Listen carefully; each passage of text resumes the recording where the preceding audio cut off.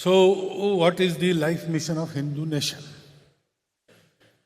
Swami Vivekananda had said, every nation has a message to deliver, a mission to accomplish, a destiny to fulfill. Bharat also has a mission to give dharma to the world.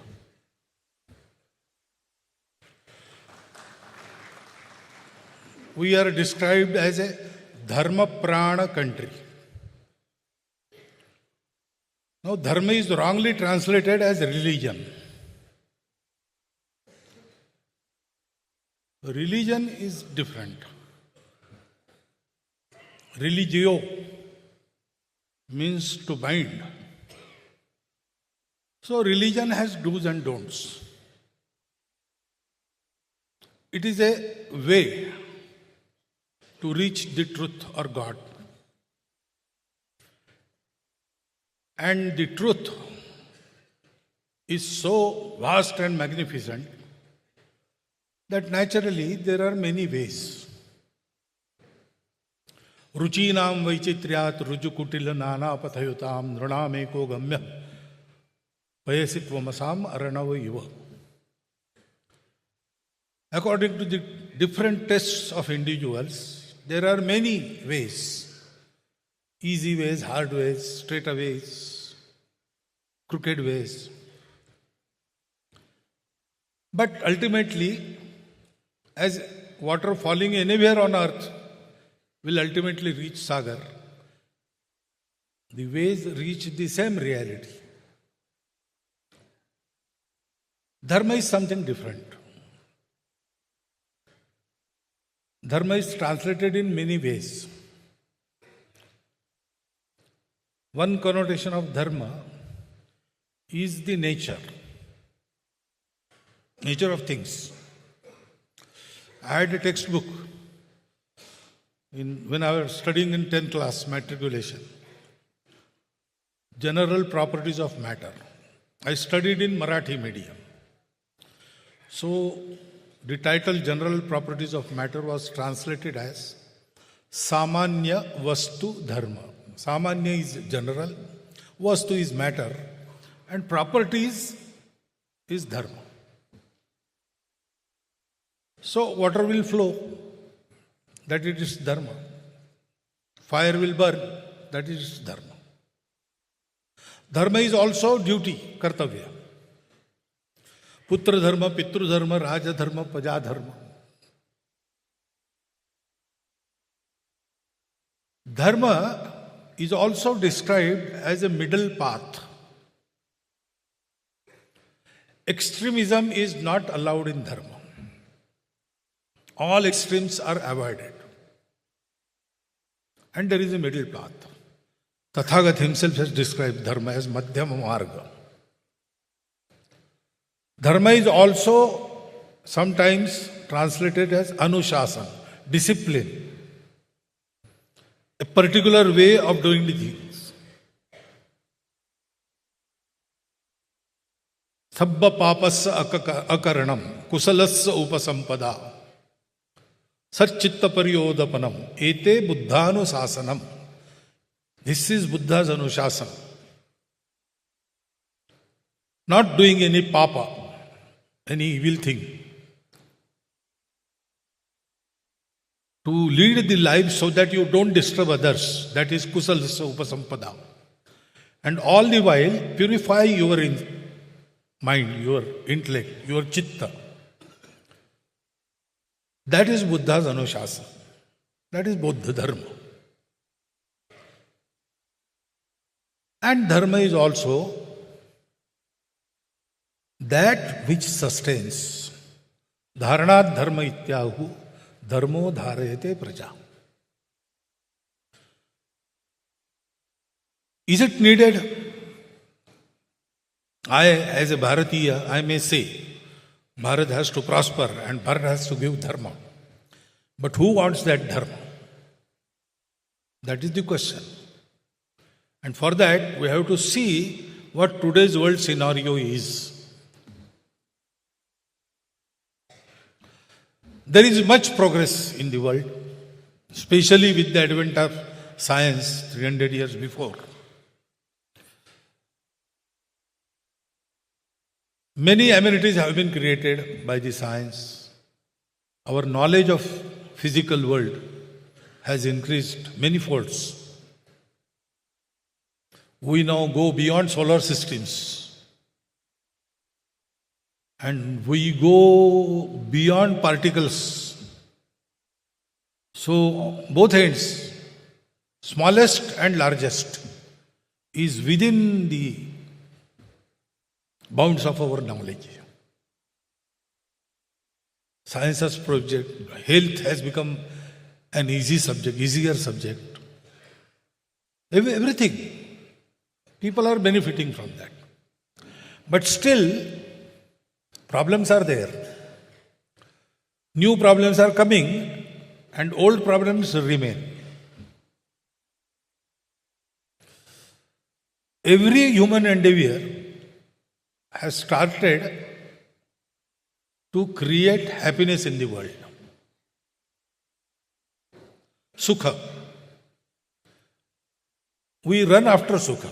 We go after happiness. That is the nature of our world, nature of every animate, inanimate thing. But we are running and we don't have that. We have amenities, we have suvidhas.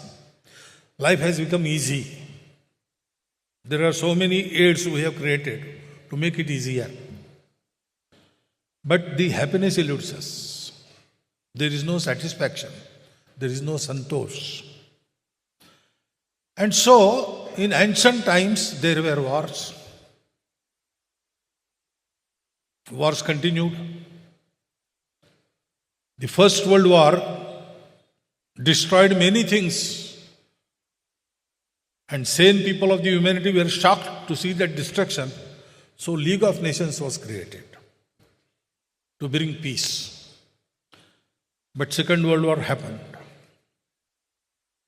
So it was resolved and there was United Nations organization. It is continuing, but wars are also continuing. There is no now clearly on the battlefield one army this side, another army, that sort of war is not there. But conflicts are going on. World arsenal can destroy 10 worlds like this. So much potent arsenal humans have amassed. What happens if there is an accident? We better not imagine. These things are continuing. The narrowness of mind, enmity, seeing difference as separateness, all these things, they are there. They are continuing. There is no abatement. And therefore, people are thinking now, because lots of experiments went in. For last 2000 years, humanity has experimented to bring that happiness. But every experiment had given incomplete result. I will not say they have failed. Every experiment has done something. But it did not come true to the expectations. Results were incomplete. And that is why old problems continue, new problems arise. So, there was some who denied God. There were some who said, God is the supreme king. There was a way in which individual was given most prominence. There is a way where individual was considered only as a cog in the wheel of society. Samajwad, Samyavad, everything has been tried. And now people realized that something is lacking.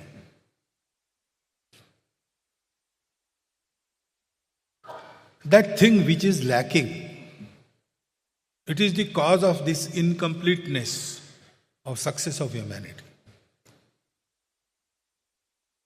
Now we have complete knowledge of our bodies, our minds, our intellect.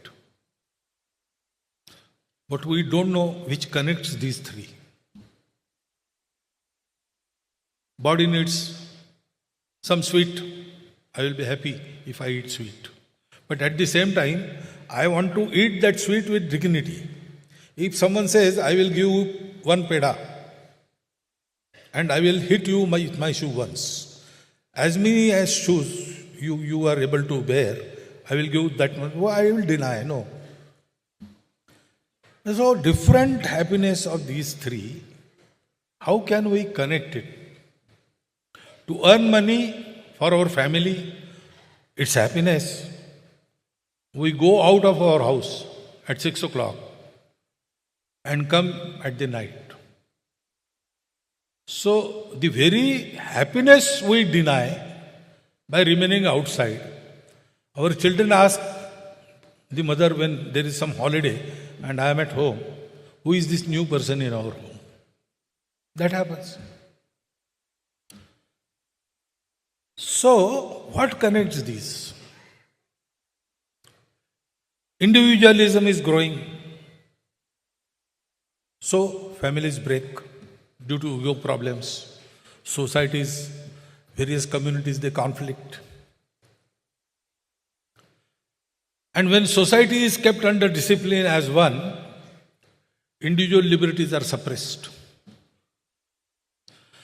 Humanity, when it prospers and develops technology, environment is destroyed. And those who want to preserve the environment, they oppose all development. Because we don't know what connects individual, society and nature. So we want to fulfill all our ends. Means are limited and ends are endless. That is the first sentence of our economic science. So we earn and earn. But we never learn to be happy. Always mad race is going on about that. So there is this artha, procuring means, and there is kama, fulfillment of desires. But if you want to earn, you have to forego your desires. And if you want to satisfy your desires, you earn less because you spend more. And if you want to have salvation, liberation, mukti, moksha, you have to forego all this. You cannot have all the three things simultaneously because we don't know what thing connects these. It is said that long back, humanity, researching after truth,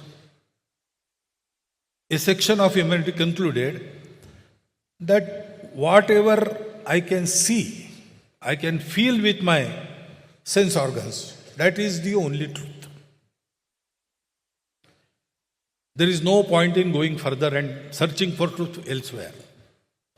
So they stopped researching and they said this material happiness is the everything. And therefore, materially when we see, we are all different. So, when we are different and ends are endless and means are limited, there is competition. So, those who are fit, they will win, they will survive. There is struggle for existence. There is survival of the fit.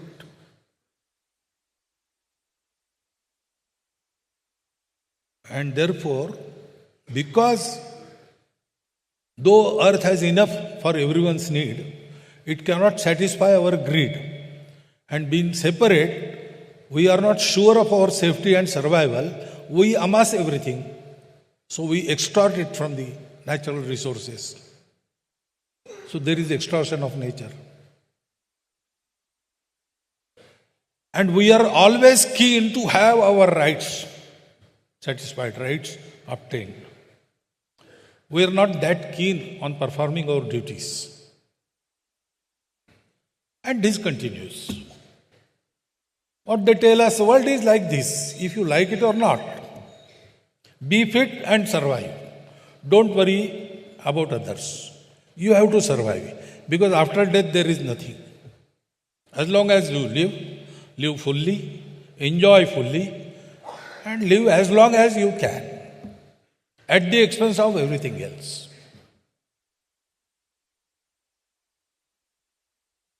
When before 350 years, this change came into human society.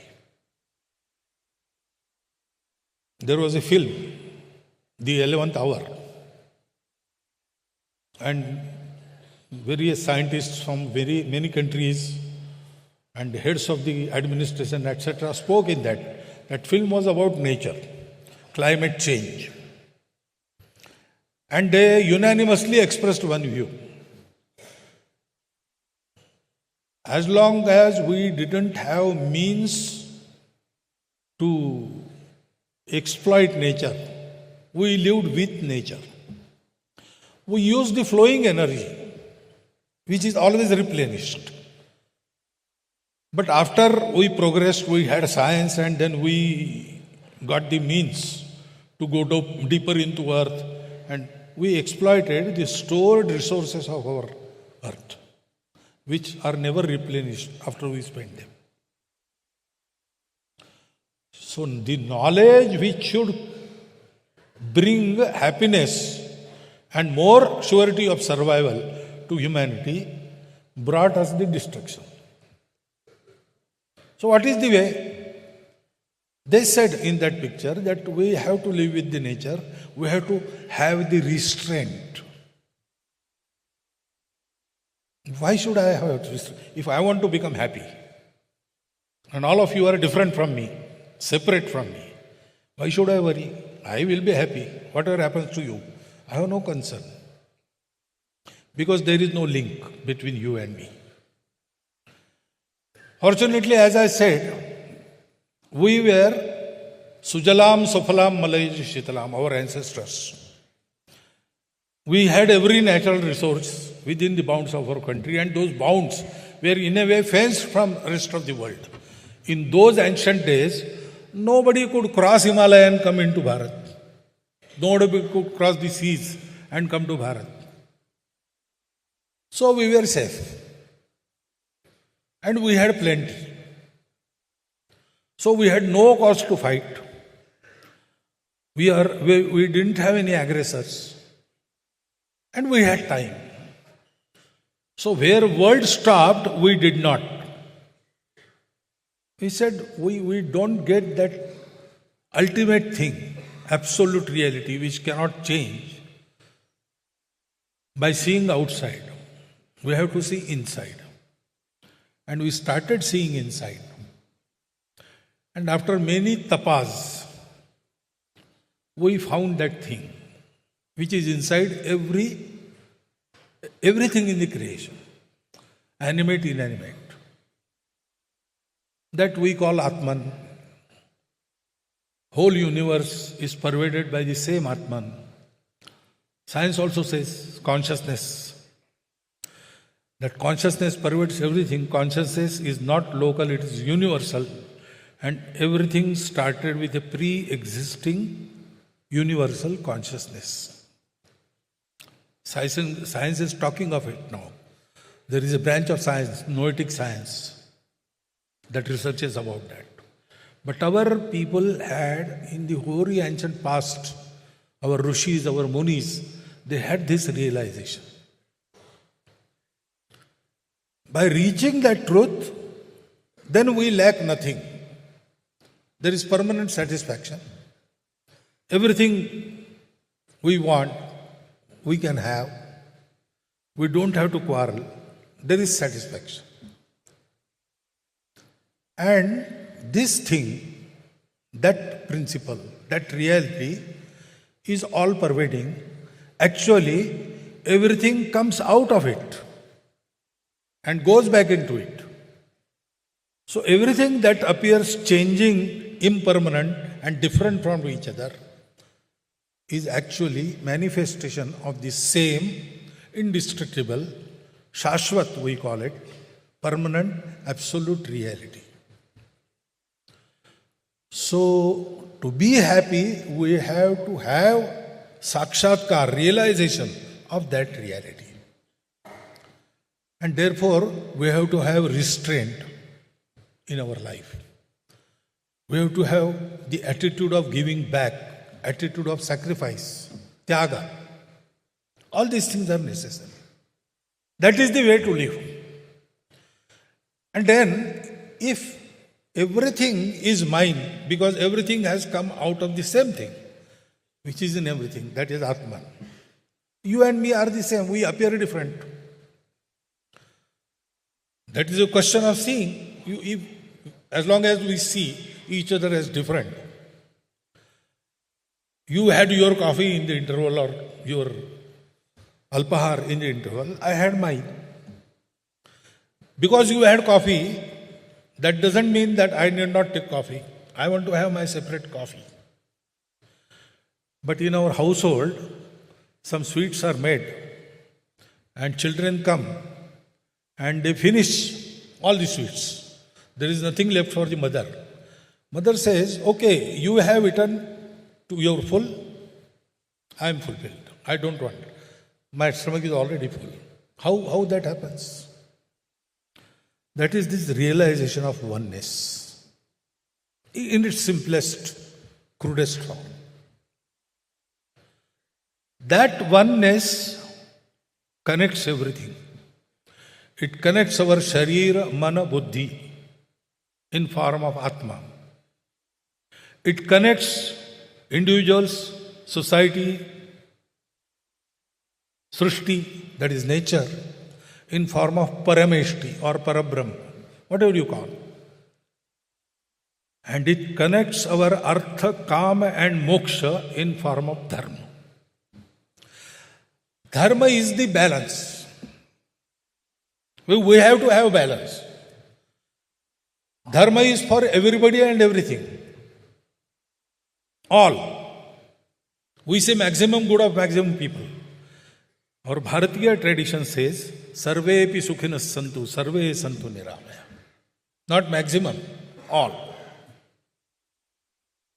And therefore, every manifestation of this unity, which is diverse, it has its own speciality. And that is valid in the entire scheme of the world. You cannot call it bad or good. That is your perception. But everything has a role. And dharma is the balance which gives you capacity to balance all this. A very old story, every one of you might be knowing it in our tradition. There was one Shibi Raja. And in his court, a dove came flying. That dove was very frightened. And it said to the king, one hawk is chasing me. It wants to kill me and eat me. Please give me asylum. So Shibi Raja gave him asylum. He hid in his robes. Then hawk came and he asked Shibi Raja, did a dove come here?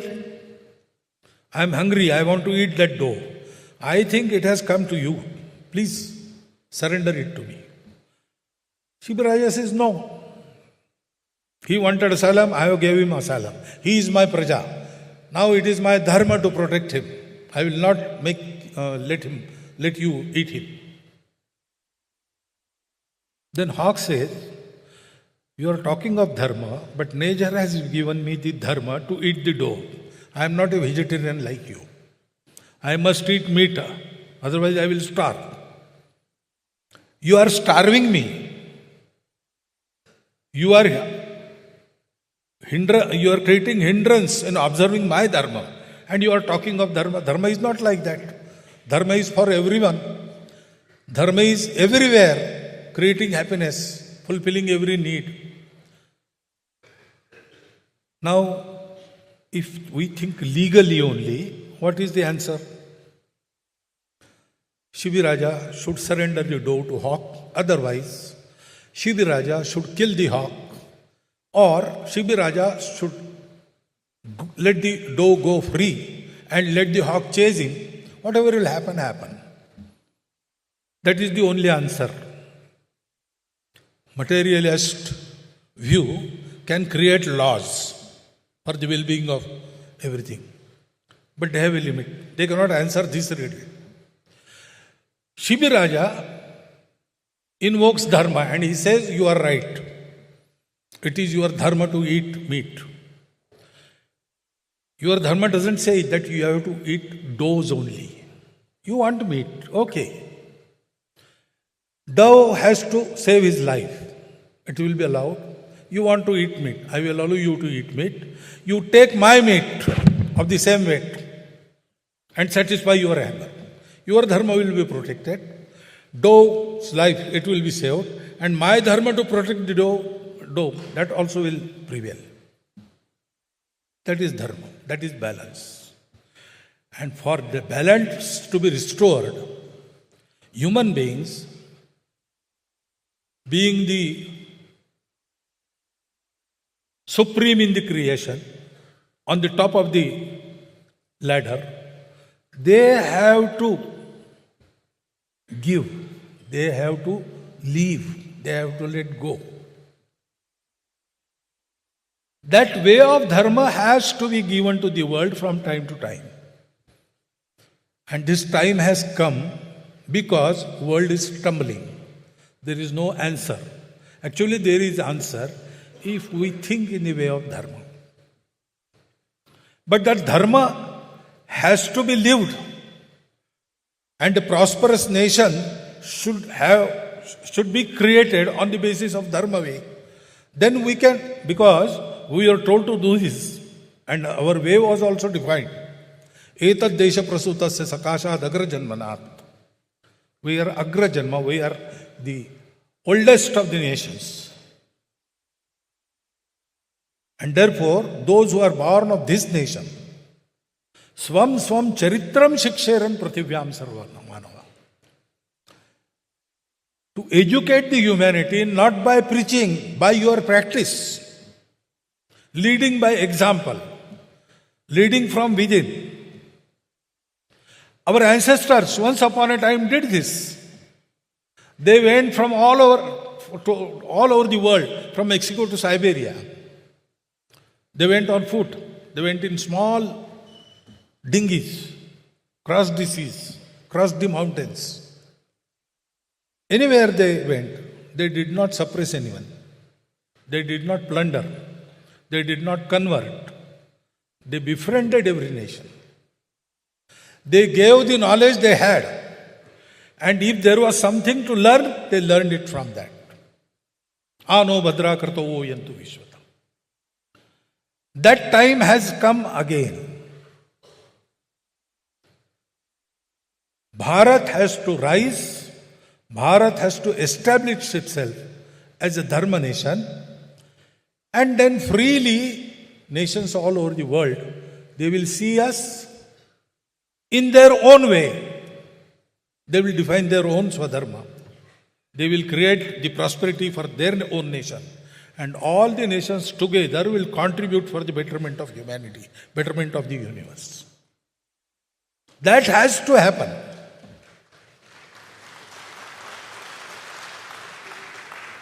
What has this to do with 100 years of Sangha? I already told you, Sangha is for evolution of life mission of Hindu nation. And the first step of that evolution is to prepare the society. That is still incomplete. we have to extend our work. So, in centenary, our first concern is to take our work to every village, to every strata of the society, to every class, caste, etc. We see Hindu society as one homogeneous society, but world sees Hindu society in so many diversities. We have to reach every diversity. We have to organize the Hindu society. Whole of the Hindu society, all 142 crore people, with so many religious denominations, and some of them came from outside in the course of history. Okay. Worship may change. People are ours. So first we have to do that. So we have kept going on for the extension of our work. We have plans to extend our work to all geographical units in our country and to every layer, every strata, every kind in our society. To that end, we have started our dialogue with those who do not consider themselves Hindu. They agree that they are Bharatiyas. They also sometimes say we are not Hindus, we are Hindavi. We have come from Hindus. They say we are Indic people. We know all these are synonyms. Hindu word we use because Hindu denotes the content. Hindu is not restricted by any form. So it can be applied to everybody who accepts all the diversities, respects all the diversities. So first thing we have to do is to take our work everywhere. Create these organizations, create individuals who will walk this talk. Because ideals are not enough. Ideals are like stars, which we can never reach. But we can plot our chart according to them. That is a saying. But when we go to plot our chart according to ideals, we see the hard way they had to negotiate. And then we say it is better not to cross that path. When we have someone like us, someone of our own level, doing that, we say, okay, that is a noble thing, and if he can do it, I will also do it. We have enough ideals, ample ideals. There is no dearth.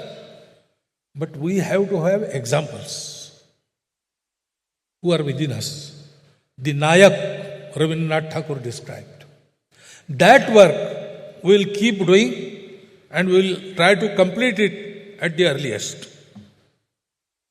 At the same time, all the well-meaning people of our society, we call them Sajjan Shakti. You are sitting here, you are Sajjan Shakti. They want something good to happen in our country. Not only that they want it, they try to do their bit. In any way they can contribute, they are trying to take this further. All may not agree with our ideas. All may not come to our shakhas. All may not support us politically. There are different kinds.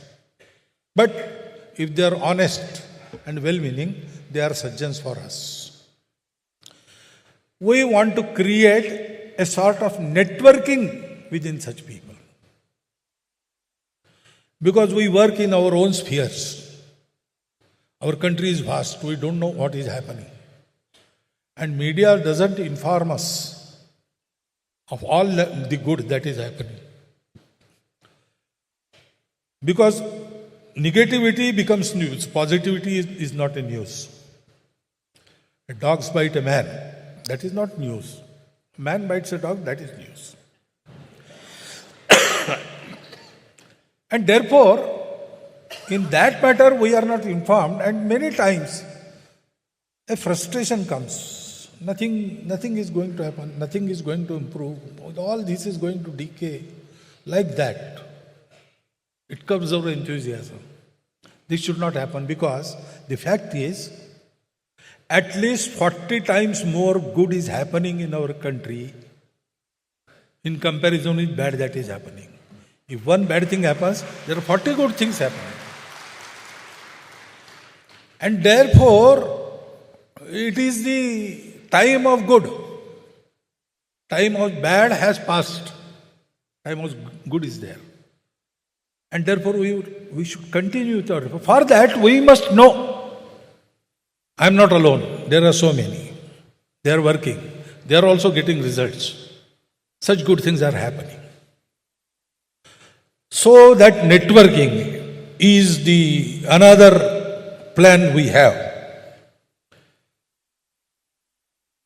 And of course, if the Bharat of our dreams has to materialize, there should be first thinking. So we want to initiate a nationwide deliberations and discussions. In what light we want Bharat to rise? How that can be accomplished? What is our role in that? How can we go about it? From individual efforts to national policies, everywhere, this thinking has to be there. A long-term planning has to be there. Piecemeal treatment cannot bring results. You have to think, because we also, all of us, have been reared in the same colonial mindset. Though I am talking this to you, I was educated in the so-called Macaulay system only. And it must have some effect on my thinking. I have to get rid of that. So I have to think. I have to pinpoint where I lack. I have to remove those. Everything I have to do. And this, as a society, we have to do collectively. The Indian knowledge system is much discussed word nowadays, especially in reference to our new education policy.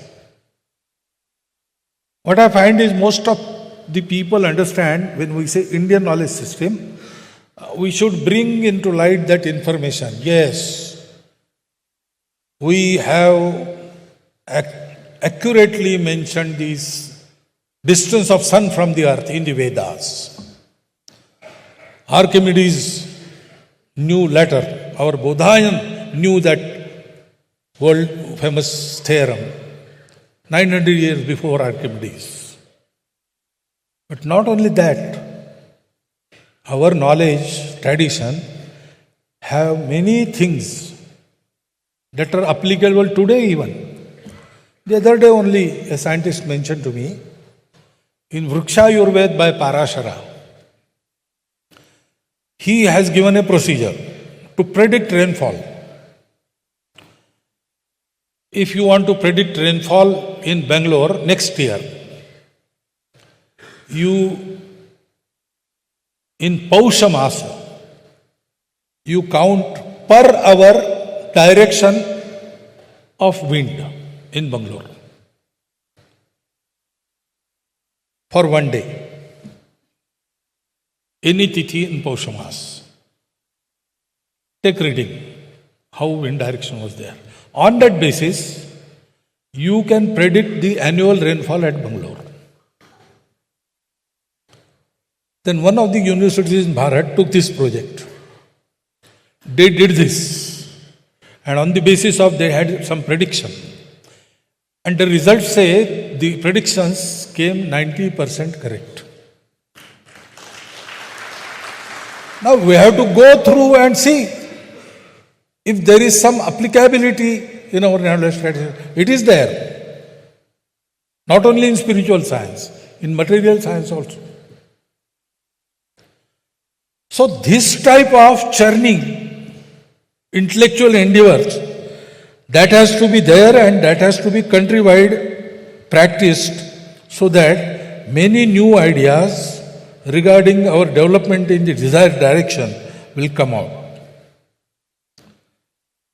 Then also, if we have to do this, society must have an atmosphere of mutual goodwill, harmony, and positivity. Oh, nothing will happen. All politicians are corrupt. This is that. This negative talk is too much now. There are many examples on the contrary. So start from positivity and develop it. There must be goodwill.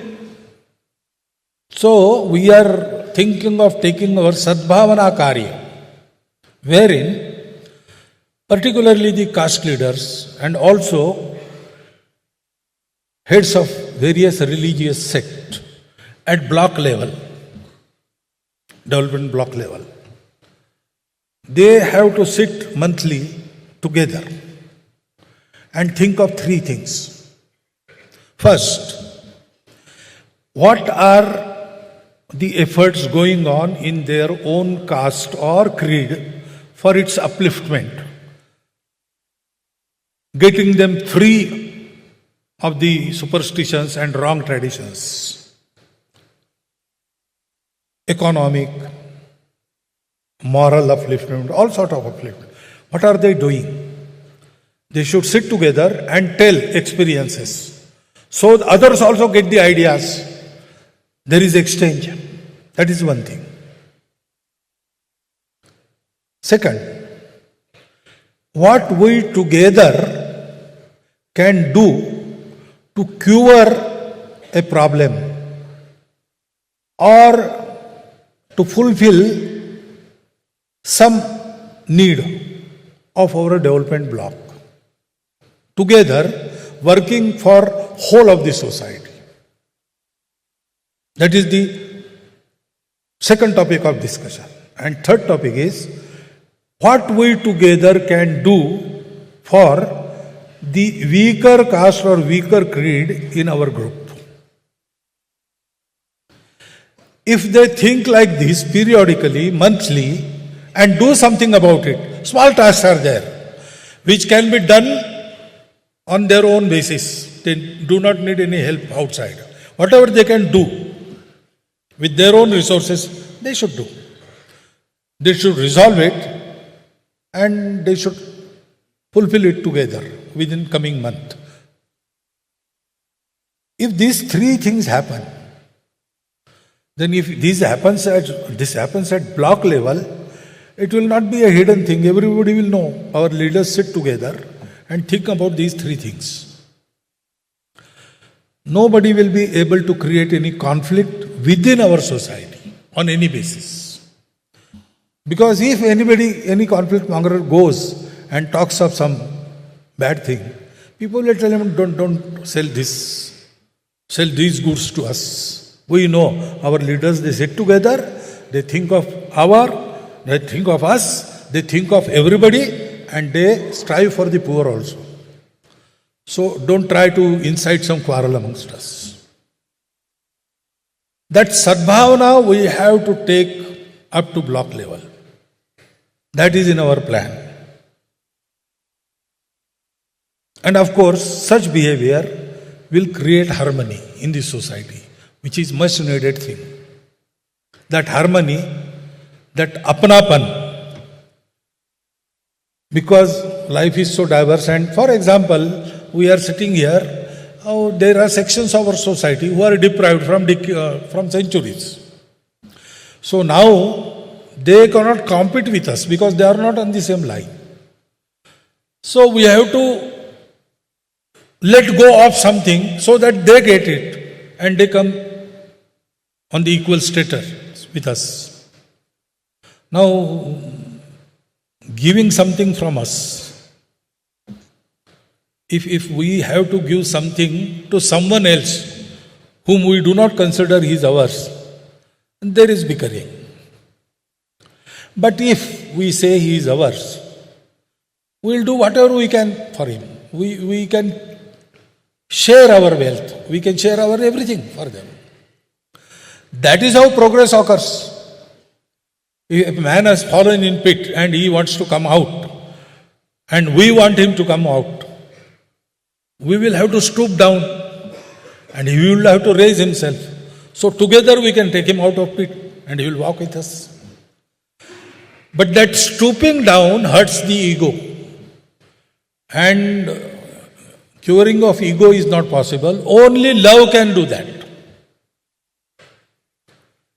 That love, that is harmony. That harmony is created by this sadbhavana. And the impetus to bring sadbhavana, to carry on the efforts, comes out of positivity. So these things we have to do. We have to take it to the block level. And I mentioned that we have to continue with the dialogue because, unfortunately, there was no such separateness in Bharat before British tried to do it. Islam came with aggressors, okay, that happened. But aggressors went back. And the Muslims here were Bharatiya Muslims. They also considered themselves Bharatiya Muslims. So, sort of harmonization, assimilation, it caught hold and it progressed. But in the reign of Aurangzeb, he tried to reverse this process. But then eventually he failed. And again that process started. And in 1857, Muslims and rest of the Hindus, they fought with British together. To consolidate that unity, Bahadur Shah Zafar issued a farman banning cow slaughter. All these things happened. Rama Janmabhoomi did not remain a debate. Hindus of Ayodhya and Muslims, they came together and they resolved that Ram Mandir should be constructed here. We will give it to the Hindus. Seeing that, British were alarmed. They say that these very appearing, very different people and always quarreling with each other, but if a foreigner comes in them, they unite till they oust us. So we have to do something about it. And then they recognized all the fault lines in our society and tried to widen all the gaps and did some permanent things so that this bickering should go on. Now we are independent, but those reminiscences of those times, they play a very bad role. Remnants of those differences, they are playing havoc. We have to sit together, talk and dispose of it then. Yes, what happened, happened. Okay. Now we have to start a new chapter. We are one people, we are one nation, we are Hindu nation. Okay, you don't like the word Hindu. We are Bharatiya nation, we are Indic nation. Say something, but the essence is as a nation, as Sanskriti, as a Samaj. I should not say nation, I should say Rashtra, because nation compulsorily involves state. Our Rashtra concept is not state, it is Sanskriti. So in Bharat, in our history, there were many kings and one nation, one Rashtra. We were independent, we were Rashtra. We were slaves, still we were that Rashtra. Hindu Rashtra continues, conditions change. We are that Rashtra. Only difference is our worship. That is allowed in our Rashtra. All these understandings should dawn on the minds, on those minds who, for say 2 centuries, have been raised in the separateness of the things, deliberately, to cut them out from us. If they forget this, then division occurs. Hindu भाव को जब जब भूले, आई विपद महान, भाई टूटे धरती खोई, मिटे धर्म संस्थान. Why divisions occur in Bharat? Why divisions occurred? There are many reasons, temporary reasons. We can discuss in any way we want, but one common factor was there. Either there was lessening of Hindu population or lessening of Hindu bhava. There are Muslims with Hindu bhava because Muslim is a worship. This is our national identity. We have to educate these sections also. To that end, we have taken up the dialogues. We have to expand them. We have to take this message to every individual. That is another thing we see about. Then actually, on the basis of dharma, how do you propose to conduct the day-to-day affairs of a nation? We have to create small models. How a village development can occur on the dharma concept? How do you propose to provide for health of every individual? Through dharma concept. All these are the things we have to answer. And for that, we have to create models. We have already started this work. And we have considerably had some progress in that. But we have to take it further. And we have to innovate in many new ways. And we have to have contact with others who are working in these fields. With different ideas, not necessarily dharma model, but there are many things we can learn from them also. And they can learn from us. There has to be cooperation. There has to be complementation. There has to be a learning from each other. And that we have started. We have our Seva Sangams in which we invite all such people and exchange. Give and take occurs. And then of course, when we say Etad Desha Prasutasya Sakashadagra Janmana, so we have to create a life in Bharat first, which is free of all these anomalies. In Gandhiji's words, there were 7 social sins. We can find them in different degrees in every country of the world. Pleasure without conscience, wealth without work, knowledge without character, commerce without morality, science without humanity, religion without sacrifice, and politics without principles. That is the malady prevalent everywhere in different degrees. First, we have to create Bharatiya life free of all this. And then we have to invite the world, or we have to go in outreach towards the other countries of the world and tell them, sir, we have found this way.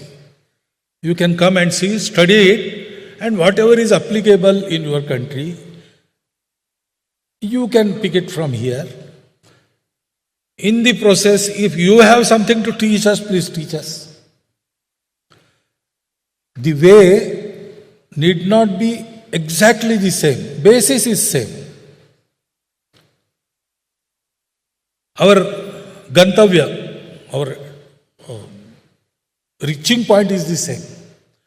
But we start from Bharat, and we start from UK, and we start from USA, from Australia, from some southeastern country, Kazakhstan, etc., etc. So they have their own standpoint, and they have to adapt these models to their own situations. This exchange should occur. For that, a global outreach should be there.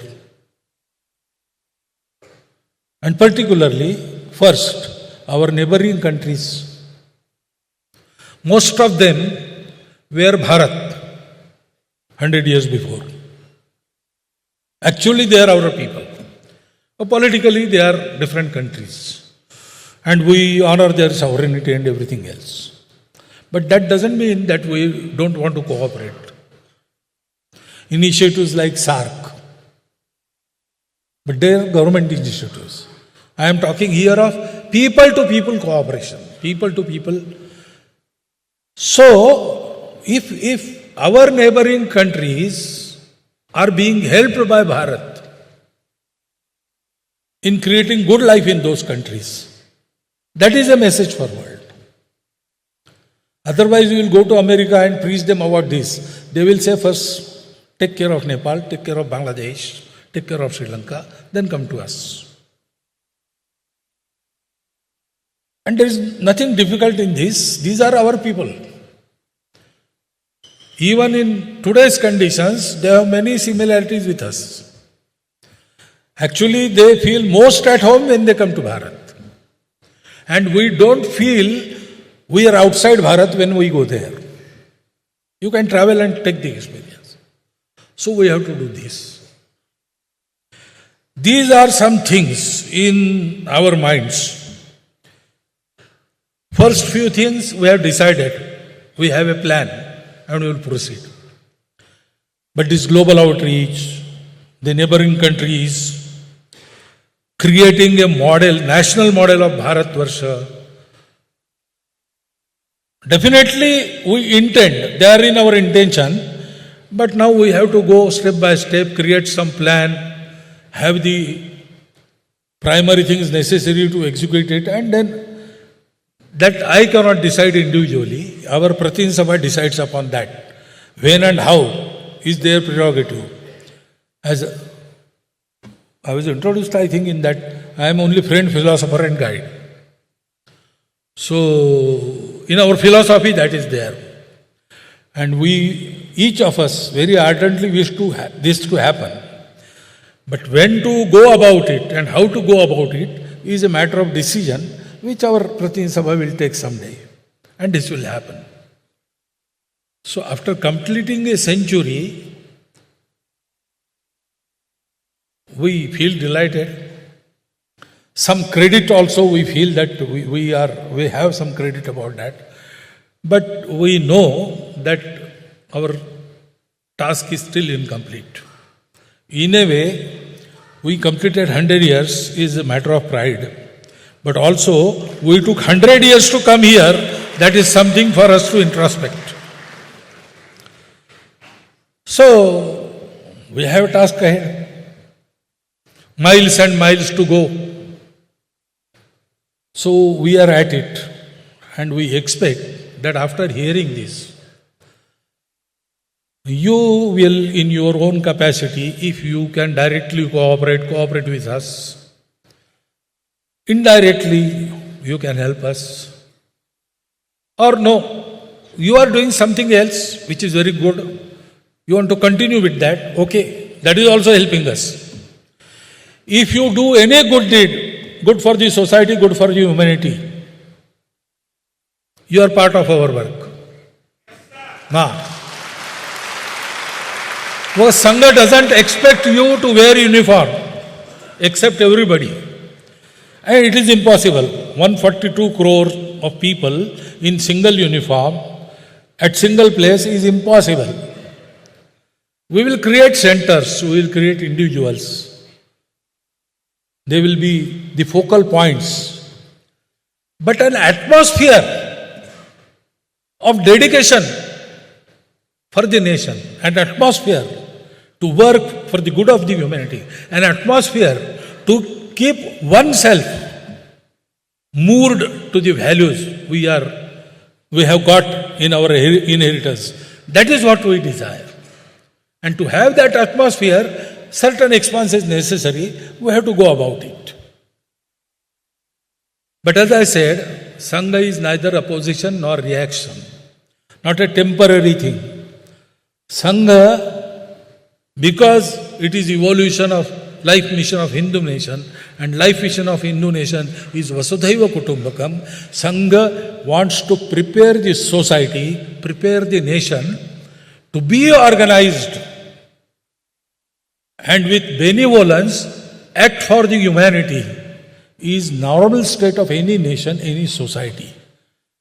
I hope we all together in coming few decades achieve this status of our society, of our nation, and definitely in achievement, in that achievement, we also as Sangha will have our own contribution. If you don't acknowledge it, I don't have to complain. But whatever you do, you should know these facts about Sangha and form your opinion on the basis of facts, not hearsay or narration or perception. That was the only wish. So, after telling you that, I think I should welcome your questions tomorrow. Thank you for hearing me to continuous session. For how much long time I don't know, but I think you have heard it all. Thank you.